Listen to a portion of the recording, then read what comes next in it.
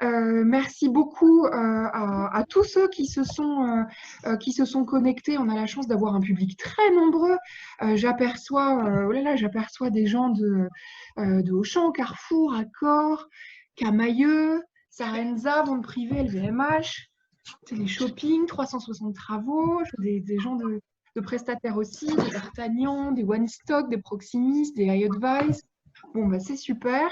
Merci à tous d'être là. Merci à tous les trois de vous être rendus disponibles dans cette période un petit peu folle et qui plus est en cette semaine de déconfinement. Je vois Sonia Mamin aussi. Bonjour Sonia. Et d'ailleurs, une super nouvelle puisque c'est la nouvelle date pour one-to-one retail et e-commerce à Monaco pour de vrai du 1er au 3 septembre, comme vous l'aurez sûrement vu.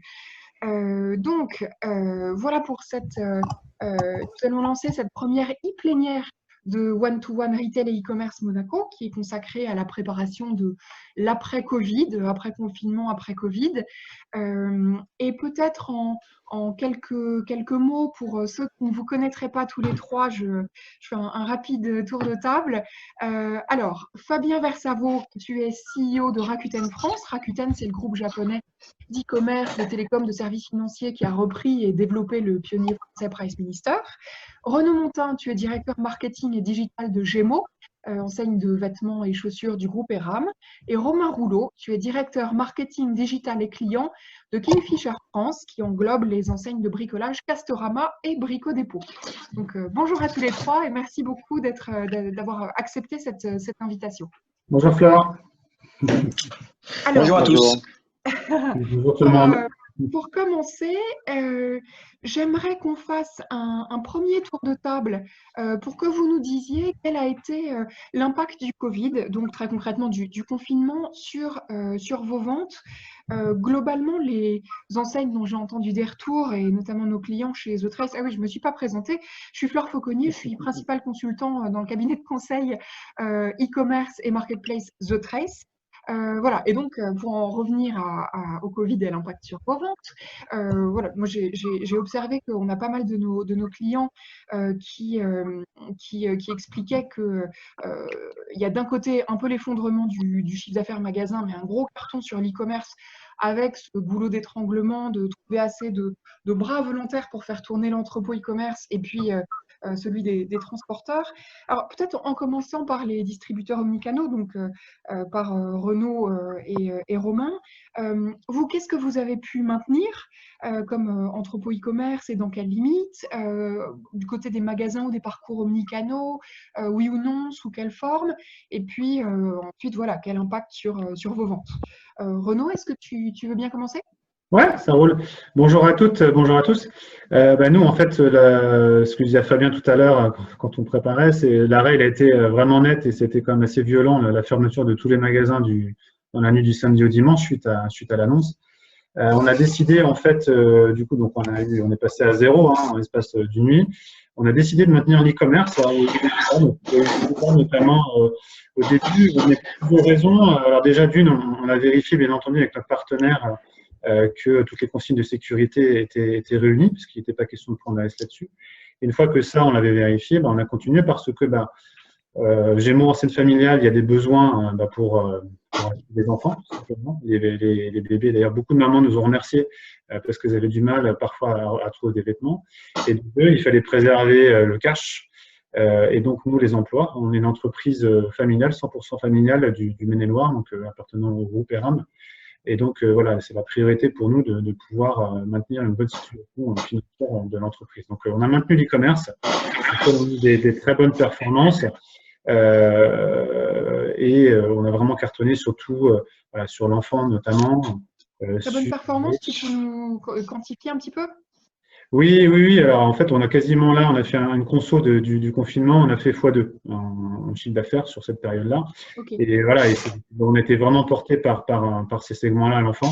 Et même, bon, c'était rigolo, des segments comme la lingerie ou les chaussons qu'on a même fait 3x3, x4 sur cette période-là. Donc, on voit vraiment qu'on a un achat de besoin, voilà, des marques de sport, des chaussons, de la lingerie et beaucoup d'enfants.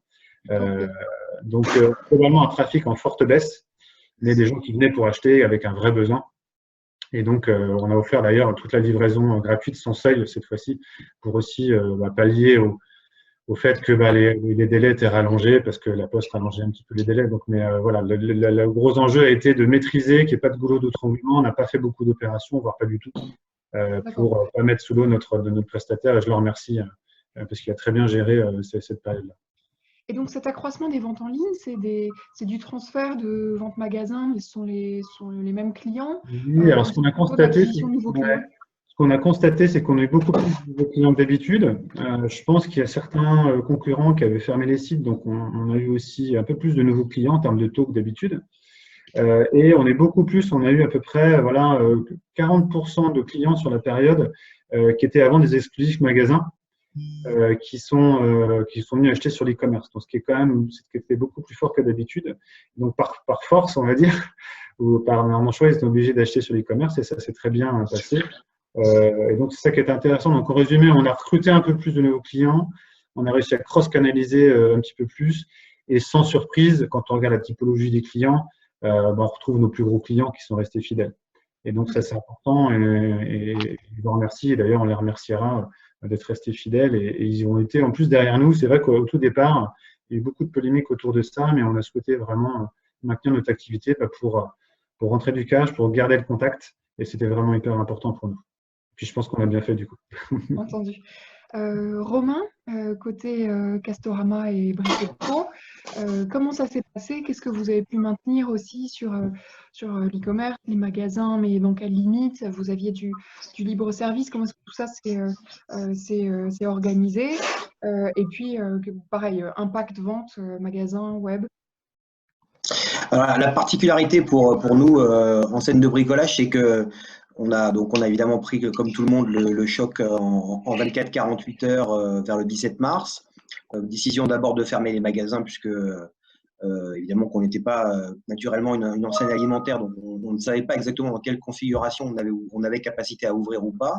Il a fallu quelques jours pour bien comprendre cette définition de produit essentiel, qui était quand même un sujet dans certains cas très facile à comprendre dans d'autres parties, dans d'autres secteurs un peu plus confus. Donc on a d'abord tout fermé et une fois qu'on avait tout fermé et qu'on a découvert et compris que les enseignes de bricolage faisaient partie de ces gammes de produits essentiels, on a réfléchi à comment on pourrait réouvrir notre activité tout en laissant nos magasins fermés. On a quand même donc décidé de laisser les magasins fermés. On a à peu près 220 points de vente en France, Castorama et Brico Dépôt. On avait la capacité de les ouvrir, mais on a estimé que les contraintes et les enjeux de sécurité, aussi bien pour nos clients et évidemment pour nos collègues, nos collaborateurs, il était particulièrement complexe à gérer. Donc, on a d'abord continué l'activité e-commerce qui était majoritairement tournée ou exclusivement tournée autour de la livraison à domicile dès la fermeture des points de vente, mais en parallèle construit un peu sur une base d'une feuille blanche ce modèle qui a derrière été repris et on en est assez fiers un peu par tout le monde, qu'on a appelé un drive sans contact. Alors le drive sans contact, évidemment, il est basé sur un modèle qui a toujours existé dans la GSS, qui est le click and collect. La particularité, c'est que là, on n'est pas sur un click and collect traditionnel qui fonctionne par une logique de je rentre en magasin, récupérer une marchandise que j'ai achetée en ligne, mais bien là, une logique où tout le process de récupération de la marchandise se fait sans aucun contact et sans aucun échange avec ni un autre client, ni un collaborateur. Et donc, ce système-là, on l'a un peu réinventé. On a complètement explosé les ventes e-commerce grâce à ce modèle-là, puisqu'on est passé de quelques dizaines de commandes par jour à plusieurs centaines. Donc, un succès absolument considérable. Honnêtement, qu'on n'anticipait pas du tout parce que, évidemment, ça n'était jamais arrivé, donc on ne pouvait pas savoir un peu comment ça allait se dérouler. Et après, progressivement, sur la base de l'apprentissage qu'on a eu, on a commencé à réouvrir un certain nombre d'autres activités qui sont évidemment hyper importantes pour nous. Tout ce qui est cours des matériaux, qui permet, vous savez, dans un casto, par exemple, d'aller récupérer des produits à l'extérieur du magasin, notamment des dalles, du mortier, tout ce qui sert à la construction. Et puis, jusqu'à il y a une grosse semaine environ, où on a réouvert la partie magasin, mais en libre service, avec des filtres très particuliers qui permettaient de contrôler le flux de clients, tout en donnant accès aux clients sur du picking de produits qui étaient en libre service, sans accès à tout ce qui est service, comme la pause, le crédit, la récupération des marchandises qui étaient passées sur des commandes précédentes. Et tout ça, ça se fait uniquement à partir de cette semaine, puisque là, maintenant, on est en ouverture à peu près complète. Juste sur le click and collect que vous aviez avant, quand vous l'avez transformé en drive sans contact, cette transformation, c'était que du process ou il y avait aussi de la techno qui a été déployée pour supporter ça, ou c'était juste des process et paramétrages différents? Enfin, quand je dis Alors, juste, c'est pas pour minimiser. oui. Non, non, le gros sujet, c'est le process. Et le gros sujet, c'est quelque chose que je réutilise souvent, qui est un peu un jargon, enfin qui peut ressembler à un jargon, mais qui est dans tout le mode de fonctionnement que moi j'ai connu depuis que je travaille dans le online, dans la distribution physique ou même dans le travel, on est plutôt dans une logique où on va chercher la demande par tout type de moyens, auprès de ses clients captifs, auprès de prospects, par des moyens médias, online, offline. Là, c'est la première fois de ma vie où je me retrouve dans une configuration exactement inverse, qui est de contrôler la demande et de refuser de la demande parce qu'on n'a pas capacité à répondre en termes d'enjeux de sécurité à toutes les demandes qui venaient de nos clients, puisque ce modèle qu'on a inventé un peu sur une feuille blanche, puisqu'on n'avait pas de bench existant, une fois qu'on l'avait inventé, les premiers clients qui l'ont testé se sont rendus compte par l'explication qui leur a été donnée, puis par l'expérience qu'ils vivaient, que concrètement, c'était effectivement hyper safe, très simple, très sécuritaire, rapide, efficace. Je sais que Sonia, par exemple, on m'avait appelé, elle avait testé ça chez Brico Dépôt en banlieue parisienne. Et donc, sur cette base-là, il y a eu aussi une bouche à oreille. D'autres enseignes aussi ont appliqué cette même démarche. Et ce qui fait qu'il y a eu beaucoup de gens qui, évidemment, étant confinés à la maison, avec le printemps qui commençait à arriver, qui commençaient à accéder à des produits et se dire j'ai intérêt à occuper mes journées, refaire mon jardin, refaire ma peinture à la maison. Et donc, on s'est retrouvé dans un secteur d'activité qui a profité évidemment massivement de ça, mais en refusant plutôt la demande. Voilà. D'accord. Alors Fabien, pour passer à Rakuten, alors évidemment, Rakuten est une pure marketplace, donc pas de magasin, pas de vente en propre. Moi, j'ai entendu plusieurs e-commerçants qui ont et de la vente en propre et une marketplace dire que leur marketplace progressait encore bien plus vite. Je crois que c'était le cas chez Cdiscount, même chez les pure marketplace. C'est Mano Mano qui l'autre jour disait qu'il faisait un Black Friday tous les jours, donc sans se réjouir de la situation, il disait qu'il s'en sortait plutôt pas mal.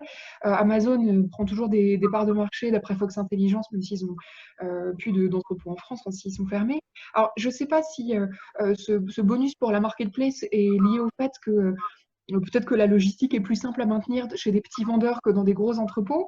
Mais en tout cas, chez Rakuten, quel a été l'impact du confinement sur les ventes, sur votre volume d'affaires? Est-ce que votre modèle vous a un peu préservé? Oui, bonjour à toutes et à tous. Alors, je ne sais pas s'il y a un premium, marketplace. Nous, au-delà d'être une marketplace, en fait, on est une plateforme et donc on connecte des types de vendeurs très différents. À la fois des TPE et des PME. On a plus de 6000 vendeurs en France qui sont soit des petites sociétés indépendantes qui ont parfois un ou deux magasins, très souvent dans des centres de villes moyennes ou en zone urbaine, et qui trouvent un relais de croissance au travers de notre plateforme. Alors, pour ce premier groupe de vendeurs, ce que nous, on a observé, c'est dès la mise en place du confinement, en fait, la majorité d'entre eux ont baissé le rideau, pas que le rideau physique, mais aussi le rideau virtuel, notamment sur notre plateforme. Et on avait jusqu'à la fin du mois de mars, début avril, autour du 5-10 avril, donc pendant quasiment 4 semaines, on avait environ 30% de ces petits et moyens vendeurs qui n'avaient plus d'activité du tout, y compris d'activité online. Ensuite, on a une deuxième typologie de vendeurs, puisque ce qui nous caractérise en tant que spécialiste de la marketplace, on ne fait que de l'intermédiation, et comme tu l'as rappelé, nous ne sommes pas vendeurs ni opérateurs de réseau de magasins. Donc on a à ce titre un certain nombre de partenariats, une vingtaine d'enseignes aujourd'hui en France, et beaucoup plus dans le monde, Walmart, dans d'autres pays notamment. Ce qui nous permet d'avoir aussi de collaborer avec des grandes enseignes. Et là, le bilan était différent parce qu'effectivement, comme les deux autres intervenants l'ont rappelé, là je vais passer assez rapidement, il y a une continuité et un transfert du business avec une organisation hyper agile. On a remonté des stocks qui étaient répartis, distribués en magasin à l'entrepôt e-commerce. On a aussi transféré des équipes du siège ou des magasins au service de l'entrepôt et de manière assez fluide pour la majorité des enseignes que l'on accompagne pour pouvoir maintenir les ventes online. Et ensuite, nous, on est une plateforme avec une troisième dimension qui est le C2C.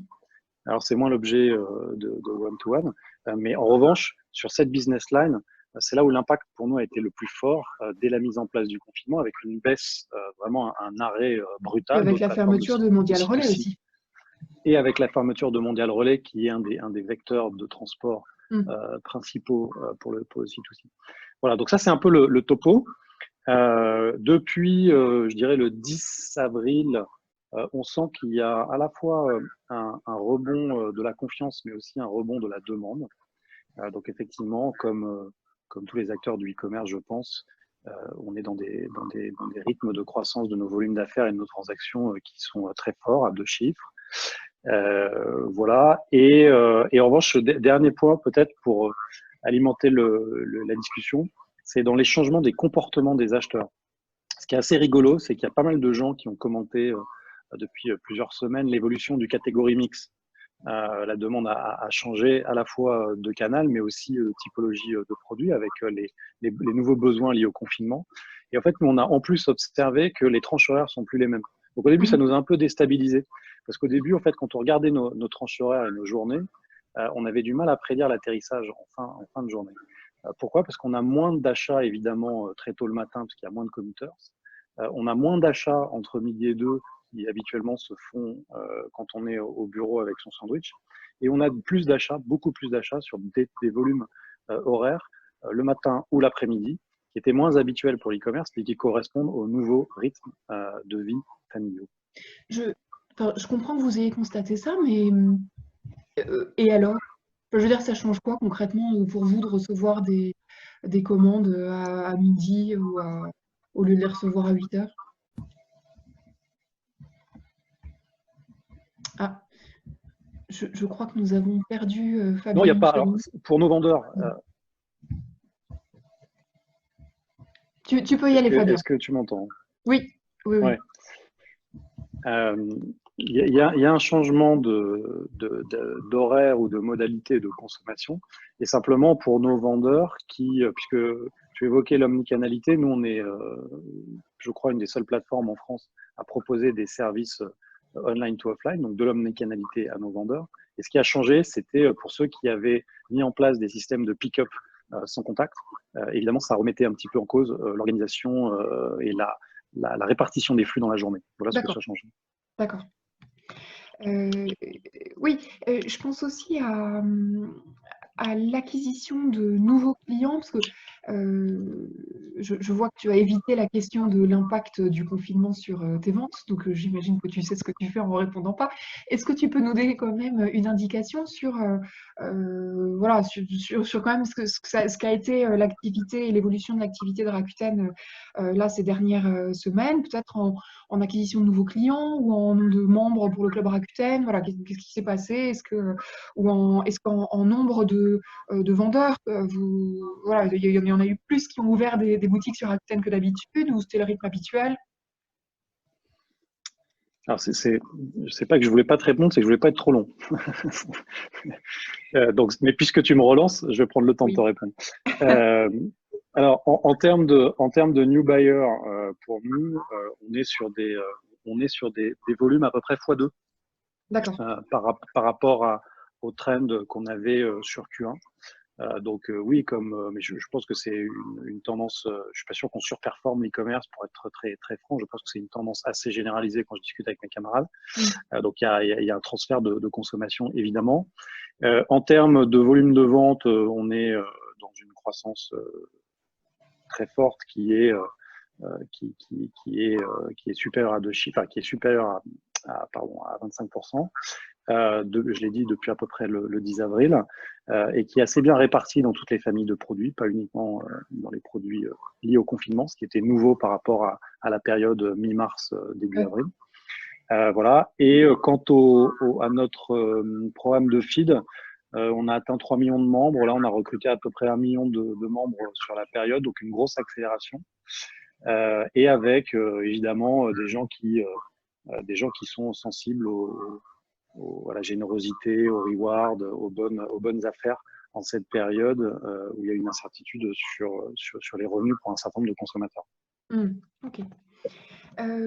Avant qu'on passe au déconfinement et à l'après, est-ce qu'il y a d'autres choses, d'autres actions particulières que les uns ou les autres vous avez pu prendre ou vos enseignes ont pris pour, j'imagine surtout protéger la trésorerie, parce que c'était ça l'urgence sur le mode pompier des dernières semaines, ou est-ce qu'on a à peu près fait le tour des grands dispositifs? Non, ça c'est les grands dispositifs clients. Après, les choses hyper importantes en interne, c'est de bien travailler en fait dès le départ l'après pour garder globalement une bonne sérénité.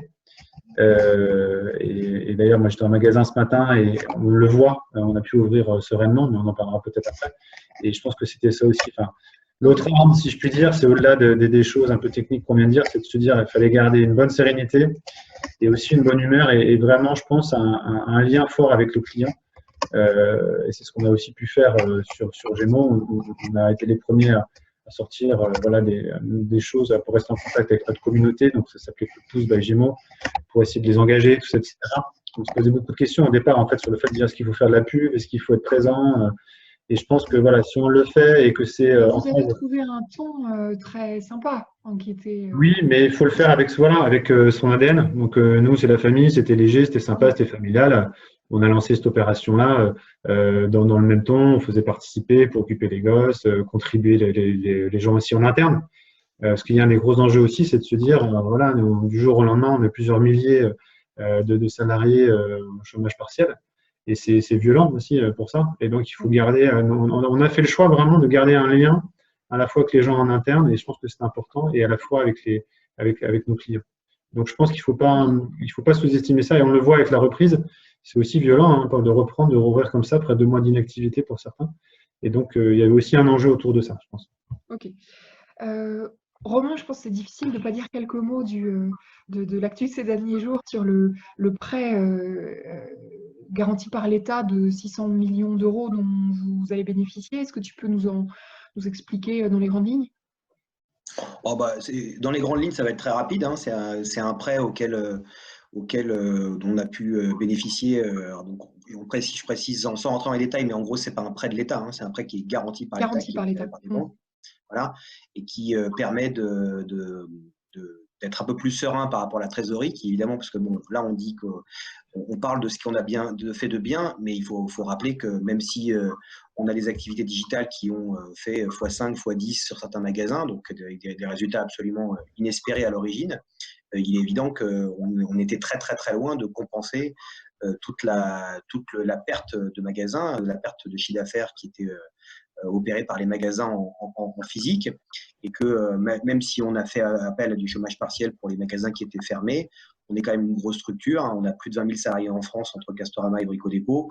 Donc une structure de cette taille-là, elle ne peut pas se permettre d'avoir des reculs de chiffre d'affaires, en particulier ceux qu'on a eu au début, parfois de 70, de 80, de 90%. C'est absolument intenable, et donc on a pu obtenir ce prêt garanti qui permet juste de nous confirmer aussi que l'État croit dans la santé financière de notre structure, parce que c'est un élément un peu important de l'obtention. Et donc, on a pu l'obtenir là. Mais il y a beaucoup de sociétés qui l'obtiennent sans qu'il y ait de communication. Oui, vous êtes coté. Non, c'est pas coté. Alors, c'est une info que je peux partager avec tout le monde. En fait, c'est pour les entreprises de plus d'1,5 milliard de chiffre d'affaires. D'accord. Il y a obligation à une publication journal officiel. En dessous, il n'y a aucune obligation. Donc, en fait, il y a plein de sociétés qui les ont obtenues et sur lesquelles il n'y a pas eu de communication particulière. Absolument. pour ceux qui sont moins familiers de ce genre de choses et pour compléter, si je peux me permettre, évidemment, je pense que toutes les boîtes de retail ont des difficultés de trésorerie et il y en a plein qui vont sécuriser des lignes de crédit auprès des banques, enfin, parfois sans aller voir l'État. J'imagine qu'en fonction aussi de l'endettement de chacune, les taux proposés par les banques sont plus ou moins intéressants et conduisent le retailer à devoir aller voir l'État pour trouver de meilleures conditions. Après, voilà, il y a énormément de boîtes qui sont dans ce cas-là, donc votre cas est loin d'être un cas isolé.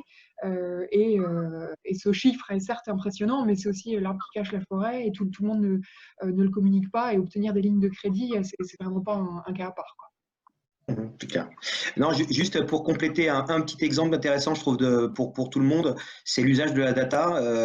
On n'est pas les plus grands spécialistes de la data chez Kingfisher, j'aurais pas la prétention de le dire, mais on a su utiliser cette source de données de façon très pragmatique et de matière quotidienne et hebdomadaire, qui pour non seulement nous permettre de gérer les flux de commandes, ça je l'ai déjà dit, mais surtout pour nous permettre d'ajuster l'offre produit qu'on proposait, notamment par rapport à ce flou autour de ce qu'on appelle des produits essentiels.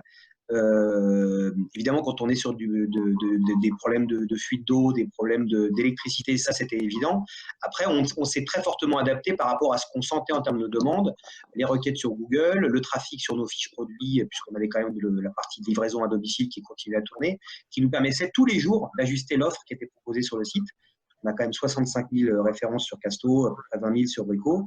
Et donc, d'ajuster ça pour être au plus près entre les demandes des clients et ce qu'on avait le droit de vendre en mode drive sur contact. Ok.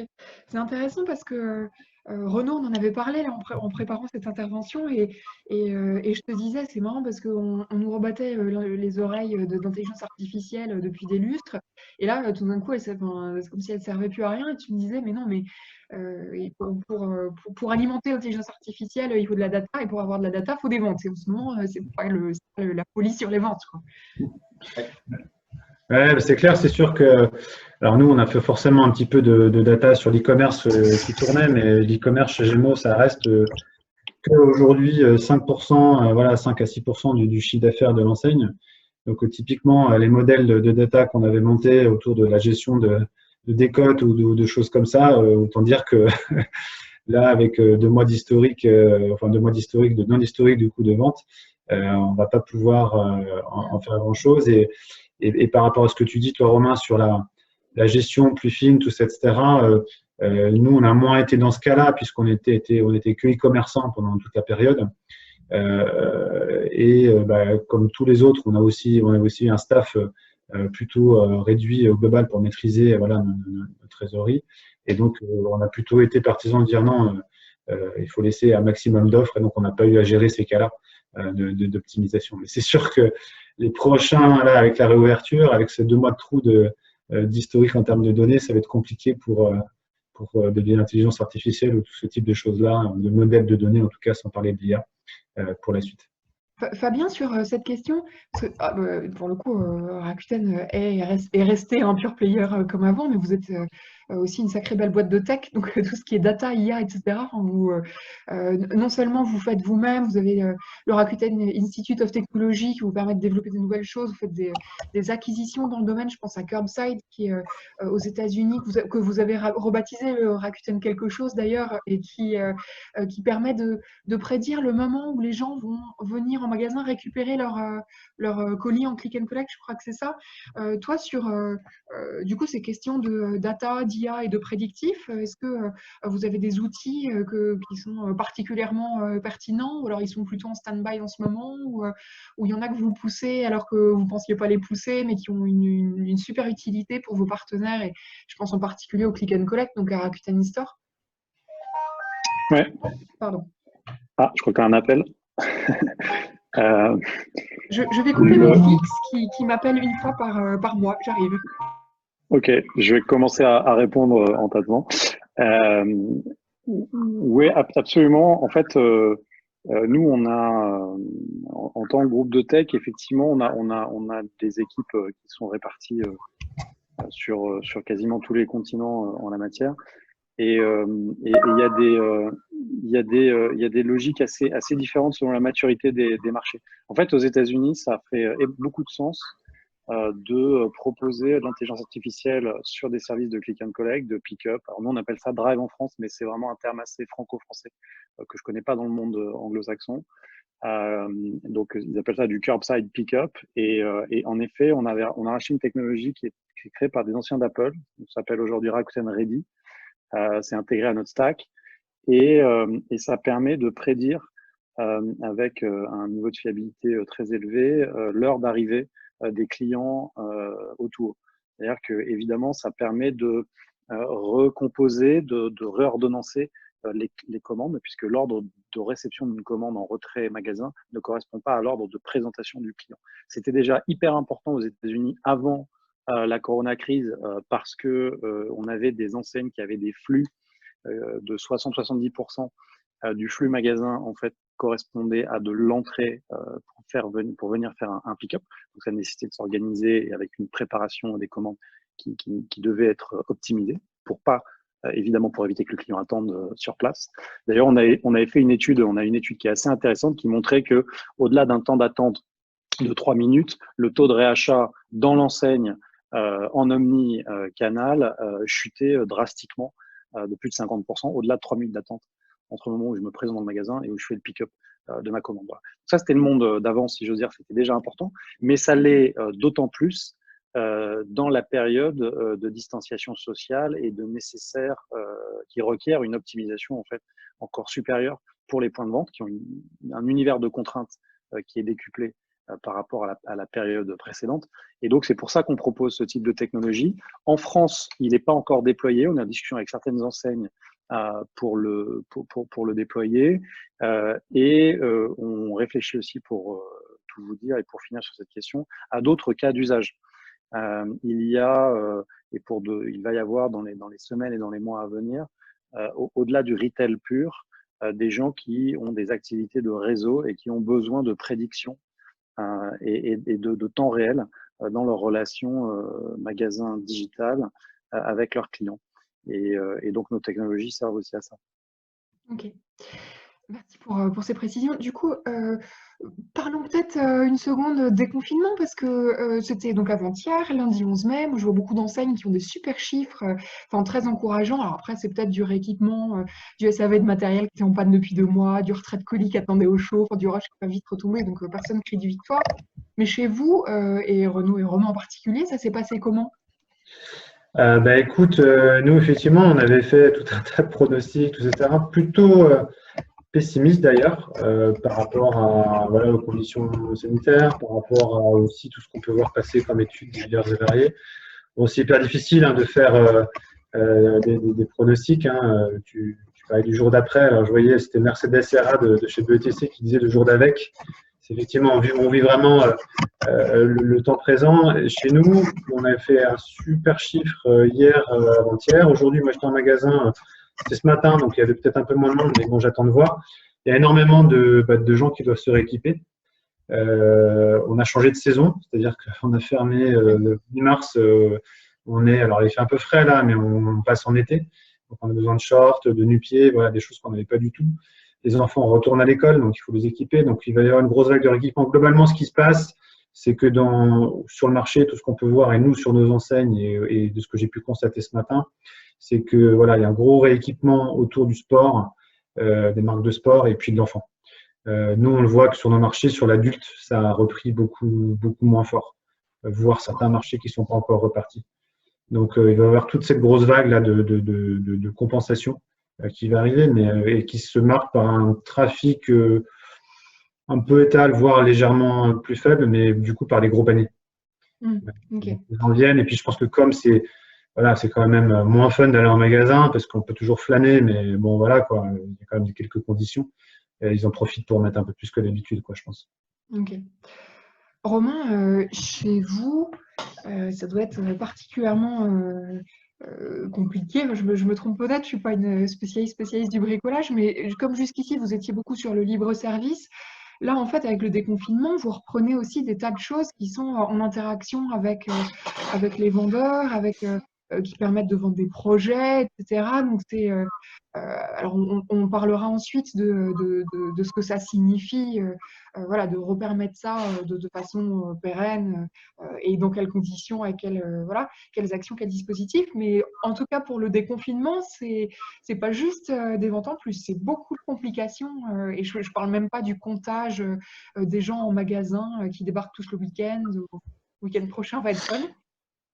Ouais, alors le week-end prochain va être instructif parce que ce sera le premier week-end post-confinement. Après, la particularité par rapport à d'autres enseignes et évidemment par rapport à Gémeaux par exemple qui vient de nous présenter son impact, c'est que nous on était déjà ouvert sur un mode dégradé. Donc on est dans un mode qui vraiment depuis le début est dans une progressivité d'ouverture de services, d'accès à nos produits. Donc, il n'y a pas de rupture. Par contre, évidemment, à chaque fois qu'on passe une étape, de facto, on a un impact très positif, c'est le cas de le dire, sur notre business, sur notre volume de clientèle et sur le panier. Alors, c'est la particularité de cette semaine par rapport à la semaine dernière, c'est pas nous le post-confinement, c'est grâce à l'ouverture du confinement et grâce à on va dire la souplesse un peu plus importante qu'on a d'opérer, on a réouvert des services qui sont très structurants pour nos activités, qui sont très structurants dans notre business et qui sont aussi très structurants pour faire monter le panier. Donc, ce sont des projets, ce sont des découpes de carrelage, du parquet, du SAV, tous ces éléments-là qui, quand on n'est que sur du libre-service, évidemment, ne permettent pas de monter les paniers. Donc, l'impact, il est très positif. Il est largement supérieur à ce qu'on pensait pour l'instant. Après, la particularité, et encore une fois, on n'a aucune idée de comment ça va se dérouler, il y a un effet rattrapage sûrement. Il est normalement moins important que dans d'autres enseignes qui avaient fermé, puisque pendant un certain nombre de semaines, que ce soit par nos drive sans contact ou que ce soit par du libre service depuis une dizaine de jours, les clients avaient accès à nos magasins ou avaient accès à nos produits dans un mode relativement efficace. Donc, il y a moins de rattrapage. Par contre, il y en a évidemment sur les projets, puisque ça, pour le coup, les projets ont été mis à l'arrêt pendant 2 mois, 2 mois pile. Et on sait aussi que dans ce qu'on appelle le DIY, en amélioration de la maison, il y a tout un certain nombre de projets, de thématiques qui tournent beaucoup autour de la saison. Évidemment, le jardin en fait partie. Et par exemple, quand on veut acheter des lames de terrasse pour refaire sa terrasse dans son jardin, on peut le faire en ligne. De temps en temps, on a quand même un peu besoin d'un conseiller et d'un spécialiste. Et là, on a dû mettre en place des normes et des configurations de magasins. Alors évidemment, on a des très grandes surfaces, mais d'un autre côté, on a des très grandes surfaces, mais on a aussi beaucoup de collègues et de collaborateurs en magasin, puisque ça va de pair. Et donc, on doit jouer sur un mix entre du flux de collaborateurs, du flux de conseillers et du flux de clients. On essaye de faire tourner des mécaniques pour essayer de prévoir le nombre de clients et de flux entrants dans nos magasins. Pour l'instant, pour être tout à fait honnête, comme beaucoup d'autres enseignes confrères ou partenaires ou similaires, on s'est un peu tous plantés sur les configurations attendues.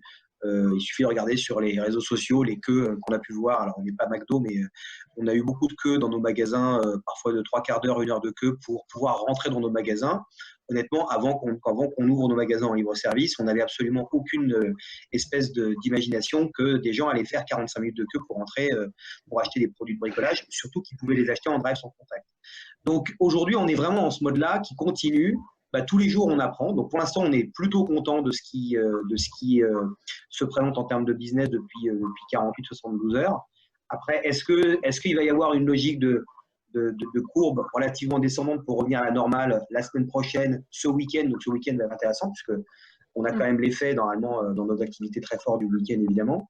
C'est difficile à dire. Je pense qu'il y a quand même un besoin de beaucoup de consommateurs de retrouver un accès et retrouver une amélioration de la maison. On voit beaucoup de statistiques sur les vacances, par exemple, et sur les voyages, évidemment, qui sont impossibles aujourd'hui, qui font que les gens commencent à se projeter fortement d'un non-départ en vacances pendant l'été. Et qui dit non-départ en vacances pendant l'été, il y a le fait de se sentir le mieux possible chez soi. Alors, pour les gens qui ont la chance d'avoir un jardin, il y a évidemment tout ce qui est activité plein air. On a des booms de requêtes sur des piscines hors sol qui sont évident parce que les gens se disent bon, il faut que j'occupe les enfants pendant l'été si je ne peux pas les amener à la mer ou à la plage ou à la piscine. Donc il y a tous ces sujets-là qu'on est obligé d'appréhender vraiment dans un mode hyper pragmatique, assez humble. On essaye d'être le plus humble possible il n'y a pas de vérité actée parce que de facto, tout ça, personne ne l'a jamais vécu avant. Ok. Alors, pour en venir à l'après, à la préparation de la nouvelle normalité qui se profile ou qui se profilera après ces quelques mois de transition, de sortie de crise, enfin, s'il n'y a pas de reconfinement, comme le disait Géry Duvel en commentaire. Ah, d'ailleurs, j'en profite pour faire une parenthèse. Le module de questions-réponses ne s'étant pas déclenché, n'hésitez pas à poster vos questions sur le module de chat qui s'appelle Converser et on les réceptionnera et on essaiera d'y répondre. Du coup, je reprends sur cette partie de l'après. En intro, je voudrais juste vous citer deux études qui me paraissent très intéressantes. La première, vous avez pu l'avoir passé, c'est des chiffres de McKinsey qui concernent la Chine, qui a donc près de mois d'avance sur nous, sur la crise, le déconfinement, etc., qui a vu un bond en avant de la pénétration de l'e-commerce, qui a gagné 3 ans de progression en 2 mois, en particulier en conquérant les seniors. Et cette étude de McKinsey dit, alors je vous la cite, en Chine, 1 mois après le déconfinement, nous mesurons que 50% des achats programmés ont été annulés et non retardés, que les achats d'impulsion ont chuté de plus de 30%, ou encore que la pénétration des achats en ligne a cru de 15 à 20%. 33% des consommateurs chinois ont changé de marque alimentaire durant la crise et 20% de ces derniers envisagent d'adopter durablement les produits de substitution qu'ils ont testés. En Chine, 55% des consommateurs sont susceptibles de continuer à faire leurs courses alimentaires en ligne après le déconfinement. Alors, l'autre étude, elle vient de Belgique, elle est toute récente, elle a été publiée en début de semaine par Retail Detail, qui dit les détaillants ayant misé sur le commerce en ligne pendant la fermeture obligatoire, donc les petits commerces, ont réussi à sauver 20% de leur chiffre d'affaires. Cependant, les coûts de transport et de livraison sont tellement élevés que certains d'entre eux pourraient bientôt renoncer à nouveau à ce canal de vente. Et donc, effectivement, la livraison à domicile va probablement retomber. Donc, c'est aussi ce que vous disiez, ou certains d'entre vous, sur Renault, le seuil de 50 € de panier pour avoir droit à la livraison qui a été supprimé. J'imagine qu'il y a un moment, vous allez le réintroduire, parce que sinon, tout ça ne sera pas forcément rentable. Et c'est plus globalement la question de la rentabilité de l'e-commerce aussi pour le marchand, qui fait que cette progression va quand même de la pénétration des usages d'e-commerce et la multiplication des types de livraison qu'on entrevoit va quand même à un moment se retasser. Avant d'en venir à quoi vont ressembler vos plans de relance, est-ce que vous pourriez me dire comment vous entrevoyez ce futur new normal? Alors peut-être en commençant par Fabien, si toi tu as des infos qui viennent d'Extrême-Orient, du Japon, d'autres marchés où Rakuten est présent en Asie. Et en général, ce que vous entrevoyez voilà, pour l'Europe et pour la France sur ce que pourrait être cette nouvelle normalité en termes de nouveaux comportements de consommation qui sont arrivés là ces dernières semaines et qui pourraient quand même en bonne partie demeurer. Alors, je vais prendre la même posture que mon ami Romain en disant partager humblement un point de vue, parce que je pense que le new normal, il est en train de se définir. Et du coup, peut-être à part la Chine, mais en tout cas même en Asie du Sud-Est, qui était exposé plus tôt que nous, le new normal, il est encore en gestation. Donc, il n'y a pas pour moi de modèle défini. En revanche, il y a un certain nombre de pistes. Tu citais tout à l'heure l'explosion, enfin l'accélération plutôt du e-commerce en Chine depuis quelques mois, quelques semaines. En fait, ça a vraiment démarré après le SRAS en 2003. C'est là où l'e-commerce chinois a commencé à boomer.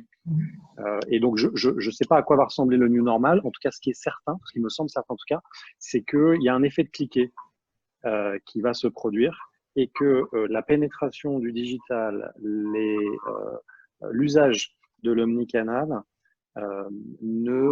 restera à des niveaux élevés et continuera à progresser, évidemment, et aura une part qui sera supérieure à celle de la vie d'avant. Voilà, ça c'est mon sentiment. Et ça va se matérialiser. Alors, ce qu'on voit en Asie du Sud-Est, je ne sais pas pour la Chine, mais ce qu'on voit nous dans nos bureaux en Asie du Sud-Est, c'est l'émergence du contactless, du touchless. Il y a du touchless dans tout. toute la chaîne de valeur en fait est touchless, c'est-à-dire que c'est évidemment cashless, c'est des paiements, un des effets de la crise, inévitablement, c'est l'augmentation de la part des paiements dématérialisés. C'est déjà le cas aussi en Chine. Hein. En Chine, 80, je crois que c'est le cash en circulation, c'est moins de 5% de ce que c'était il y a quelques années. Dans des pays comme l'Allemagne, le Japon ou la France, le niveau de cash est bien plus élevé. Donc, il y a un potentiel de rattrapage qui est plus fort. Mais il semble évident que tous les paiements dématérialisés vont continuer à progresser, à prendre des parts de marché. Il y a aussi le contactless dans l'expérience du client au sein des magasins. Je ne sais pas si vous avez vu cette vidéo qui tourne sur les réseaux sociaux depuis un jour ou deux. C'est le Siam Center, qui est le plus gros mall en Thaïlande et qui présente une vidéo de la nouvelle expérience, le new normal dans l'expérience retail magasin. Je vous invite à le googler, c'est assez instructif et ça montre, ça regroupe un peu tous les éléments de transformation de l'expérience magasin et toutes les contraintes nouvelles qui, comme je disais tout à l'heure, s'imposent sur le magasin, dont on peut entendre ci et là dans des initiatives par les enseignes. Mais là, c'est la première fois moi que j'ai vu un agrégat de tout ce qu'on a pu tester à droite à gauche dans les enseignes. Dans la livraison aussi, ce que Rakuten fait notamment au Japon, c'est travailler dans le contactless dans les entrepôts avec des nouvelles technos pour pouvoir accélérer et la préparation des commandes et limiter la manutention et les contacts humains. Et dans la livraison, enfin, le drive sans contact ou les livraisons sans contact que la Poste a mis en place, bah, évidemment, c'est aussi une tendance en Asie qui existait déjà et qui va perdurer. Et avec Fait Nouveau, la Rakuten est en train de travailler pour faire autoriser par le ministère des Transports des livraisons par drone. On a un partenariat avec Walmart, je le disais tout à l'heure, et une activité d'e-commerce alimentaire, de convenience store. Et à la fin de l'année, il y aura des premiers, vous savez, c'est ces véhicules automatisés qui s'appellent UGV en anglais, qui circuleront pour pouvoir effectuer des livraisons. Ok. Renaud, Moi, je vais pas revenir, je pense, sur les modifications durables de comportement, que ce soit sur la vie sociale, le travail, voilà, même ce qu'on est en train de faire là. Donc ça, je pense que c'est clair. Moi, je pense, bon, c'est personnel, qu'il va y avoir d'autres crises de genre. Je pense que si on ne change pas de manière plus macro l'évolution du changement climatique, tout ça, etc., là, on est cette crise-là. Déjà, on n'est pas à l'abri d'un nouveau reconfinement et demain, ça pourrait être quelque chose autour du climat. Enfin, donc, je pense que les gens, il y a une prise de conscience il y a eu des bip là, mais là, il y a vraiment un gros bip. Donc, il y a cette prise de conscience-là. Donc, je pense que ça, vraiment, ça peut changer. Et le truc, par contre, dont moi, je suis sûr, et là, et tout le monde aussi est sûr, c'est qu'on était dans la crise là, plutôt sanitaire, et là, on va commencer à rentrer dans la crise économique. Et là, on peut être sûr que quand même, les 2 prochaines années, ça va être ça. Donc, je pense qu'on n'a pas fait le plus dur. Enfin, je pense qu'il y a un gros enjeu dont là, on est encore entre guillemets pas sous l'émotion, mais on est encore là sur la réouverture, sur tout ça. Mais je pense qu'on va voir réellement dans les prochaines semaines, les prochains mois, les vrais gros impacts. Et je pense qu'il y aura vraiment des gros impacts là-dessus. Okay. Donc, du coup, peut-être plus concrètement et à plus court terme, vous chez Gémeaux, je pense comment vous voyez ça? Enfin, qu'est-ce que vous faites des collections et des stocks de printemps qui n'ont pas été vendus et qui vous encombrent? Est-ce que vous déclenchez des promos et quand? Comment est-ce que vous allez faire revenir des gens en magasin? C'est quoi là, votre plan de relance pour les semaines et les mois à venir? Je pense qu'à très court terme, là, si dans les semaines à venir, c'est le cash. Donc, c'est refaire revenir les clients. On n'a pas fait de grosses campagnes, en tout cas, elles vont arriver un petit peu plus tard. Refaire revenir les clients, déstocker la saison de printemps qui était implantée. Donc, on a rouvert nos magasins avec un déstockage. Rassurer les équipes, je parlais tout à l'heure. Donc, ce matin, j'ai vraiment eu des équipes sereines et je les en remercie parce qu'elles sont revenues la semaine dernière et là, les magasins sont dans un bon état, sont prêts. Donc, c'est vraiment super. Donc, je pense que c'est rassurer. 2, je pense que ça va être encore à court terme vraiment encore plus simplifié. On a vraiment vu, là, nous, par exemple, on a mis le drive sans contact aussi là, dans 40 magasins Gémeaux depuis lundi. Tout ce qui est autour du commerce en fait unifié, c'est par rapport à ce que tu disais, Fabien, je suis d'accord, il va falloir encore plus accélérer. C'est-à-dire qu'on voit les limites aujourd'hui de nos systèmes. On a réussi à faire des choses. On n'est pas resté les deux pieds dans le même sabot, donc ça c'est cool. Mais on voit certaines limites quand on veut industrialiser, nous, à 450 magasins, où là, il va falloir aller plus loin. Aujourd'hui, on avait un site e-commerce, des magasins. C'est comment on arrive à unifier un petit peu tout ça avec une notion plus forte de panier unifié, de pouvoir, en fait, dans le même panier, faire plusieurs transactions. C'est soit je réserve sur le stock du magasin fermement, soit je y réserve. Aujourd'hui, tout ça, on ne peut pas le faire. Le drive qu'on a fait, par exemple, c'est du click and collect sans contact. C'est ce que tu disais, Fabien, c'est du pick-up comme tu l'entendais. On ne peut pas aujourd'hui faire de l'achat ferme sur du stock magasin. Donc tout ça, il va falloir fortement accélérer parce que ça va fluidifier, ça va accélérer. Donc tu disais tout à l'heure qu'il y avait des gens comme Proximis dans les attendees. Ben voilà, des solutions comme ça qui permettent d'avoir des paniers unifiés derrière, forcément, c'est des choses qui vont accélérer. Donc ça, c'est la simplification, en fait, je pense. Je retiendrai la simplification sur la transactionnelle, puisqu'on va avoir moins de temps, il va falloir, voilà.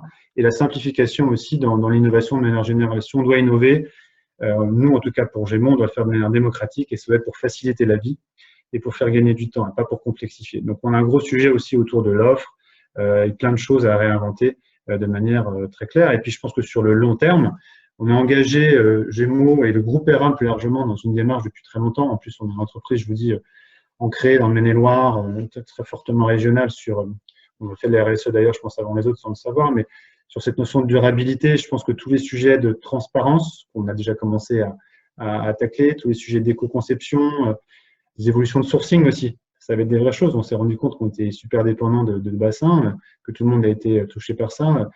Voilà, qu'est-ce qu'il va falloir faire évoluer? On a montré aussi, et d'ailleurs, c'est super, beaucoup d'échanges avec les retailers, parce qu'il y a des formes aussi d'union sacrée qui vont arriver, des nouveaux partenariats. Je pense que tout ça, ça va bouger, il faut que ça bouge. Donc, en fait, moi, je pense que vraiment, voilà, à très court terme, il faut vraiment rassurer, il faut être très pragmatique. C'est la préservation des emplois de l'entreprise.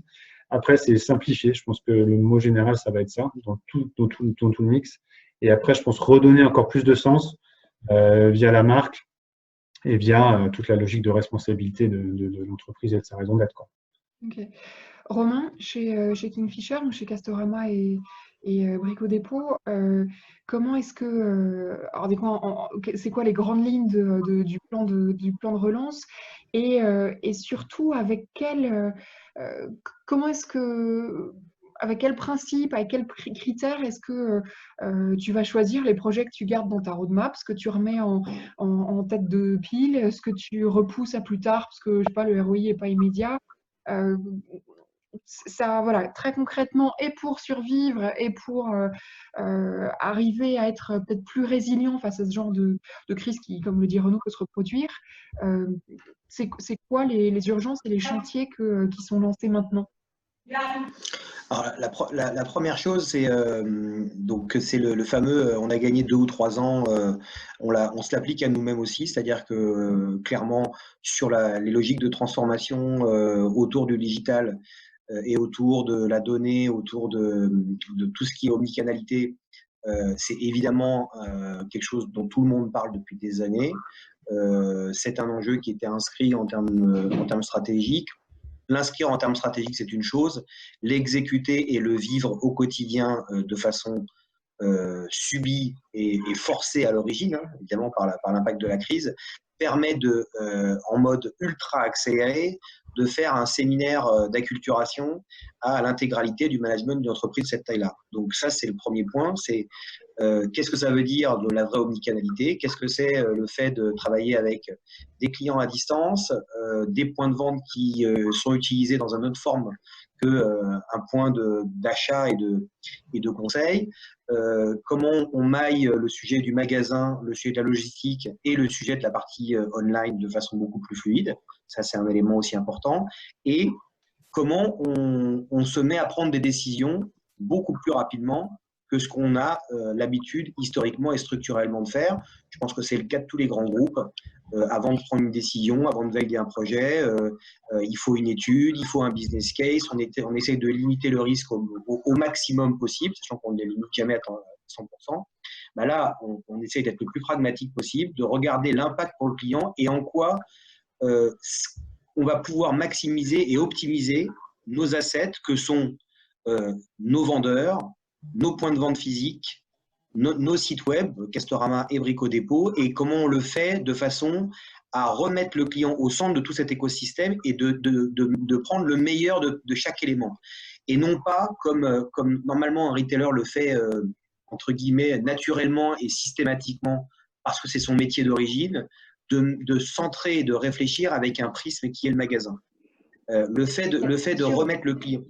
Pardon, Ouais, sur cette question-là, je pense que tout le monde partage, mais pour que ça reste pas théorique, je pense qu'il y a un enjeu hyper important dont tu me parlais en préparant cette intervention, qui est, vous vous appuyez énormément et tout à fait naturellement sur les magasins pour tout ce qui est vente de projets, et on imagine assez mal, aujourd'hui en tout cas, bâtir un projet, je sais pas, de cuisine, de salle de bain ou de ce qu'on veut, sans passer à un moment par un magasin. À l'avenir, peut-être que ça se passera un peu plus et voire même à 100% sur le site, ce qui a des répercussions énormes sur votre organisation. Et ça, pour le coup, c'est un exemple d'être centré client au lieu d'être organisé autour des magasins. Sur voilà. cette question, comment est-ce que tu vois les choses? Oui, exactement. En fait, la particularité de notre activité, c'est qu'il y a de l'activité de retail dit classique. Je rentre en magasin, je prends éventuellement un conseil et je récupère un produit qui est préhensible physiquement en libre service. Ça, c'est une partie évidemment importante de notre activité. Mais par contre, il y a une énorme partie qui est évidemment très, très structurelle et très, très structurante dans notre activité, qui est l'activité de projet. Et ça, par principe, tous les acteurs du DIY sont partis sur une logique qui est on peut prendre un renseignement, on peut s'informer en amont sur le site, mais de toute façon, tout le process de construction du projet ne se fera qu'en magasin. Et en fait, ce qu'on s'est rendu compte en étant encore une fois le plus pragmatique possible, c'est qu'on a capacité, et on va l'implanter assez rapidement, dans quelques semaines, de mettre en place des solutions qui permettent, en réfléchissant comment le client, avec des outils technologiques les plus simples et les plus adéquates possibles, avec des vendeurs qui sont formés dans une logique de vente à distance et non pas de vente physique face à face, et évidemment le téléphone qui peut être un élément de support important, de donner la possibilité aux clients de faire l'intégralité de leur projet sans se déplacer en magasin, s'ils souhaitent continuer à être dans cette démarche sans contact qu'ils ont pu expérimenter de façon subie à l'origine, mais finalement en se disant, finalement c'est plutôt pratique, j'ai pas envie de me déplacer, et si la solution que mon distributeur me propose, elle est pratique, simple, efficace, et elle me permet de faire tout ça sans me déplacer, pourquoi pas. Donc, ça ne veut pas dire qu'on est en opposition, évidemment, mais ça veut dire qu'on va dans un cran qui est beaucoup plus avancé que juste l'e-commerce classique de produits, qui est de la conception de projets qui vont nécessiter plusieurs heures, plusieurs passages, plusieurs échanges avec un agent, avec un outil de conception, sur la cuisine, la salle de bain, le dressing et sur d'autres types de projets qui, en général, ne se font qu'en magasin. Et ça, c'est très structurant et très changeant par rapport à notre métier d'origine et notre façon de commercer à l'origine. Ok. Fabien, je ne sais pas si Rakuten a besoin Rakuten France a besoin d'un plan de relance, parce que vous n'avez pas eu le même impact, évidemment. Néanmoins, qu'est-ce que tu prévois pour continuer le développement de Rakuten pour les prochains mois dans le contexte actuel? Est-ce que c'est plus des chantiers pour Rakuten lui-même, ou en fait est-ce que tout passe par développer, simplifier, faciliter l'activité de vos vendeurs? Parce que j'ai l'impression que là, ces derniers temps, c'était développer le nombre de vos vendeurs en réduisant les frais d'abonnement, par exemple, ou en les aidant à rouvrir, en leur fournissant masque et gel avec Rakuten Protect, ou alors en branchant le click and collect, etc., ou les aider à trouver des transporteurs quand ils… Voilà. Pour toi, les mois à venir, en termes de choisir les chantiers à lancer, ça se profile comment? Alors, on pense que le positionnement, tu vois, qui est celui de Rakuten, qui est un positionnement de spécialiste de l'intermédiation, qui est un positionnement de plateforme pure player qui reste dans son domaine, qui sait générer des audiences, qui sait engager des communautés d'acheteurs à fort potentiel et qui sait transférer cette valeur à des marchands, que ce soit encore une fois des petits marchands ou que ce soit des grandes enseignes comme Boulanger, Micromania, Pickwick Toys et je t'ai dit tout à l'heure, une vingtaine d'enseignes aujourd'hui chez nous.